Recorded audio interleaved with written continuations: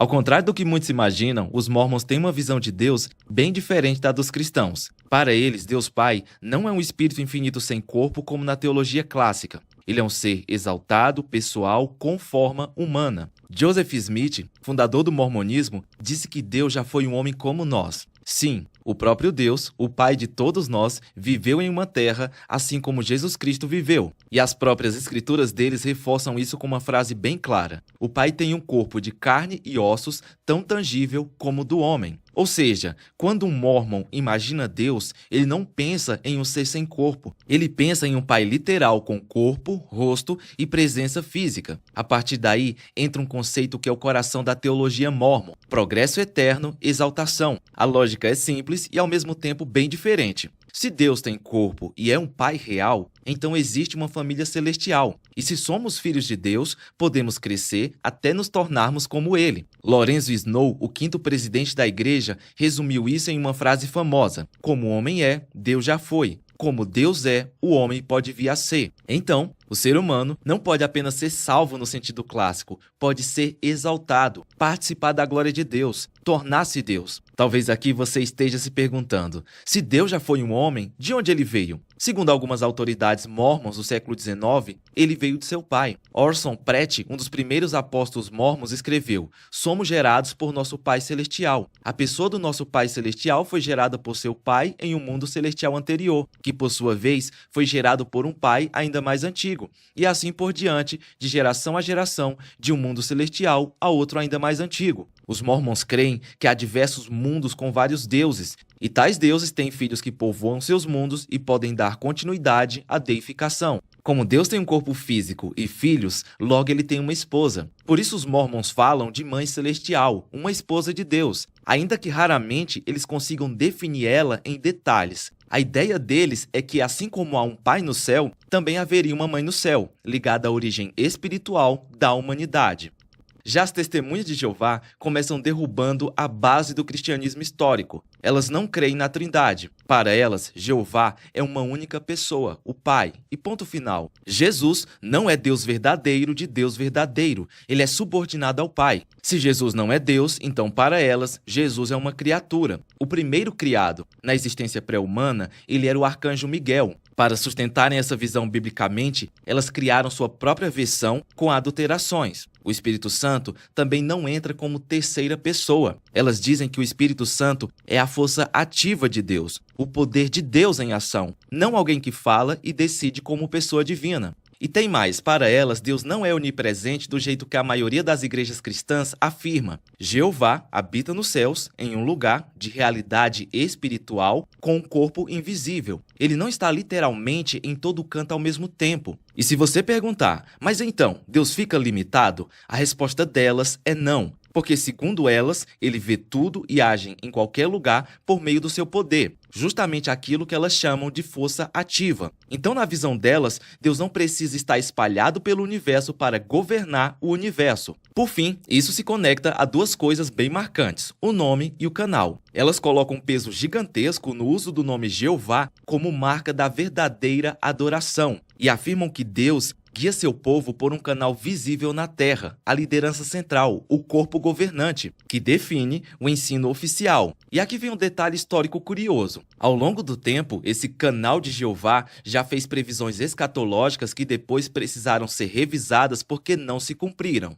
No Islã, Deus é chamado de Alá, porque essa é a palavra árabe para Deus. E o centro de tudo é o Tawhid. Deus é um só, sem qualquer divisão interna. E é justamente aí que nasce o choque com o cristianismo. O Islã considera blasfêmia a ideia de que Deus possa ter filho, entrar na história, se encarnar ou se revelar como pai. Tudo isso para o Islã é shirk. Associar parceiros a Alá ou atribuir qualidades divinas a qualquer outra coisa que não seja ele. Diferente do cristianismo, em que Deus é descrito como Pai amoroso, que nos ama profundamente, busca comunhão e firma alianças com o ser humano, no Islã isso não aparece do mesmo jeito. Alá é tão separado da criação que a ponte principal não é comunhão, é submissão. Não é Deus que veio até nós, é o homem que se curva. Não é aliança com o Pai, é obediência ao soberano. Resultado, o relacionamento com Deus tende a ficar menos íntimo e mais jurídico. Ele ordena, o homem cumpre. Ele julga, o homem teme. E isso muda até a esperança final. No cristianismo, salvação é graça que gera obediência. No Islã,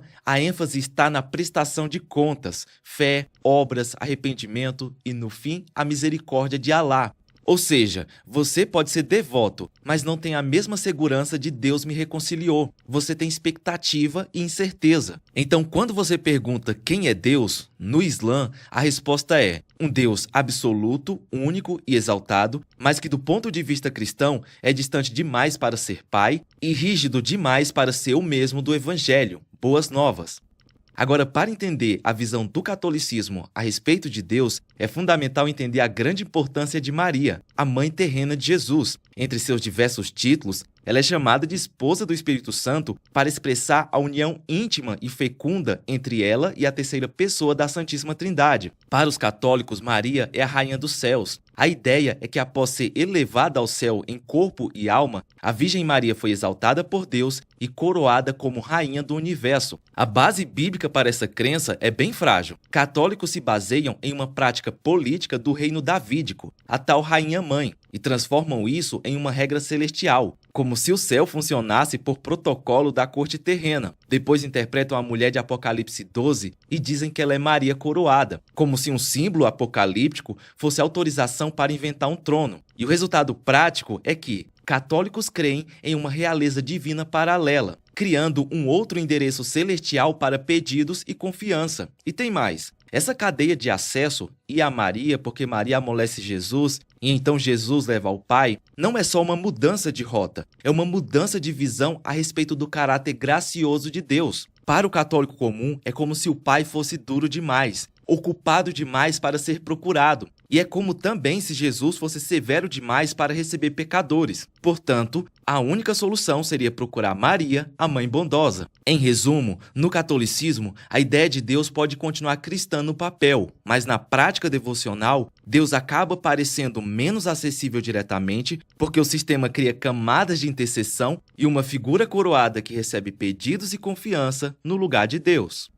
Na Nova Era, que não é uma religião única, mas um movimento espiritual e cultural eclético popularizado no Ocidente a partir dos anos 70, Deus quase nunca é entendido como um ser pessoal, separado da criação, que fala, ordena, julga e se revela com autoridade. Em vez disso, Deus costuma ser redefinido como energia, consciência, força universal ou vibração, algo que permeia tudo e está em tudo. Não é Deus lá em cima e o mundo aqui embaixo, é o divino como campo espiritual do qual a realidade faz parte. Por isso, o vocabulário típico do movimento não gira em torno de santidade, pecado e aliança, mas de frequência, equilíbrio, conexão, despertar, universo, propósito, manifestação. Deus se torna menos alguém e mais algo. E aqui está um ponto central. Na Nova Era, o divino não é exclusivo, é inclusivo. Em vez de um Deus único verdadeiro, existe a ideia de que todas as religiões são caminhos diferentes para a mesma realidade espiritual. Então Deus é apresentado como uma espécie de fundo comum por trás de todas as crenças. Isso faz com que doutrinas que se contradizem sejam tratadas como apenas perspectivas. Verdade vira experiência pessoal.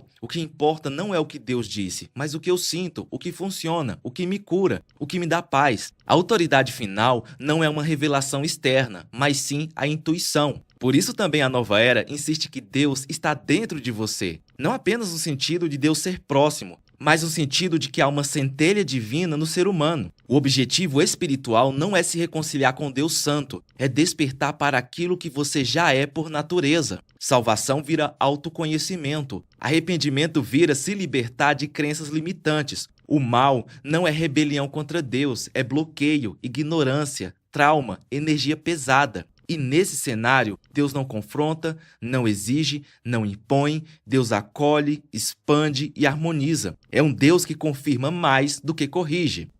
Agora, segundo a Bíblia, Deus é o Criador eterno, não parte do universo, não uma força impessoal, mas um ser pessoal que existe por si mesmo e sustenta tudo que existe. Ao mesmo tempo, os cristãos creem que Deus é um só em essência e três em pessoas: Pai, Filho e Espírito Santo. Não são três deuses, nem um Deus que muda de máscara. É um único Deus, eternamente triuno. Esse Deus é santo, justo, mas também amoroso. Ele odeia o mal porque é bom e ama pecadores porque é misericordioso. Por isso, Deus se revelou de modo máximo em Jesus Cristo. O Filho assumiu natureza humana, viveu sem pecado, morreu e ressuscitou para reconciliar pecadores com Deus. E o resultado prático é este: você não precisa e não pode subir até Deus por mérito. Deus veio até nós por graça. Para os cristãos, conhecer Deus não é só ter informação, é ser reconciliado com Ele e viver em comunhão com Ele, pelo Espírito,